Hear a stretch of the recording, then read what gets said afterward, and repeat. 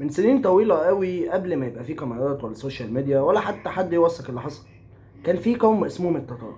اهلا وسهلا بيكم في فيديو جديد. انا حبيت احكي لكم القصة ديت. قبل ما نبدأ القصة كنت حابب اقول لكم تعملوا لايك وسبسكرايب، ويلا بينا نبدأ الحكاية. التتار قوم ما يعرفش يعني ايه شفقة ولا يعني ايه رحمة.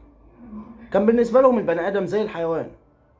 التتار ما كانوش بيدخلوا البلد عشان يحكموها، كانوا بيدخلوا عشان يمسحوها من على وجه الارض. وقتها ما كانتش في اي مدينة، دي كانت قلب الدنيا، علم وكتب ومساجد وعلماء، كان فيها كل حاجة فعلا. ناس جاية من كل حتة في العالم. في وسط المدينة ديت كان في شاب اسمه سالم، شاب بسيط، مش أمير ولا قائد جيش ولا حتى بطل. كان ابن راجل بسيط جدا، بيشتغل خطاط، بيكتب كتب بخط ايده. ابوه كان دايما يقول له احنا ممكن نموت، بس الكلمة الصح بتفضل عايشة، ولكن تأتي الريح بما لا يشتهي السفن.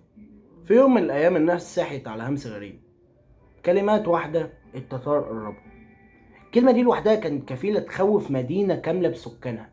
كانت بتلم عيالها ورجالة بتجري تجيب أي سلاح، وشيوخ ساكتين سكوت يخوف من السرير.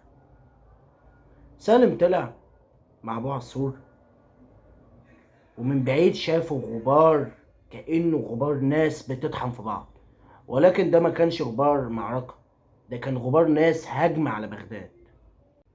أبوه شد على إيده وقال له افتكر اللحظة دي يا سالم، علشان لو عشت بعدها تعرف تحكي. لحظة دخول التتار لما دخلوا زي السيل، ما بيسألش هو داخل فين. قتلوا الجنود وبعدها المدنيين وبعدها أي حد لسه بيتنفس. ما كانوش بيفرقوا بين طفل أو عجوز أو ست أو راجل، كانوا كلهم سواسية في الموت. كانوا داخلين عشان يدمروا المدينة بس، لا حكم ولا أي حاجة من الحاجات دي. النار في كل حتة والصريخ مالي السما، والناس بتجري مش عارفة تستخبى فين. سالم شاف بعينه مكتبة كاملة بتتحرق بكتبها، كتب لناس عاشت وماتت كتبوها بخط ايديهم. اللحظة اللي متنسيش ديت، سالم رجع البيت بسرعة، لقى أمه قاعدة في ركن حاضنة بمصحف في حضنها، زي ما تكون حاضنة ابنها. قال لها احنا لازم نمشي. بصيت له بهدوء غريب وقالت له لو متنا نموت على صح.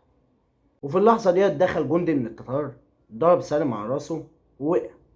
لما فاق كان البيت فاضي تماما، أبوه وأمه ممددين على الأرض وساكتين سكوت أبدي. أبو وأم سالم ماتوا. بعد الخراب اللي حصل ده وبعد شوية أيام التتار مشوا، لأن هم خدوا اللي هم عايزينه. كانوا عايزين يخربوا الدنيا بس. اللي حصل ده بغداد كانت مدينة من غير صوت، لا ضحك ولا بكا ولا حتى أذان.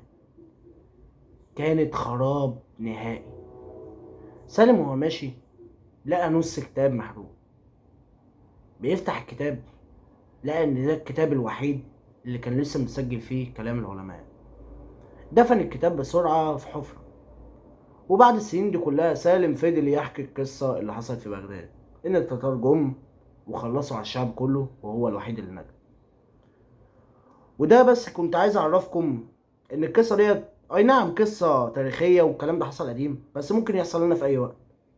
إن الدنيا مجرد إنها بتتعاد، لأن أحداث قديمة أحداث جديدة كل ده ممكن يحصل. وبس كده. كنت عايز أقول لكم أتمنى تكون القصة عجبتكم طبعا، ويا ريت ما تنسوش اللايك والسبسكرايب، يعني مش المشاهدات وبس يعني. وبس كده، اشوفكم الحلقه الجايه. السلام عليكم.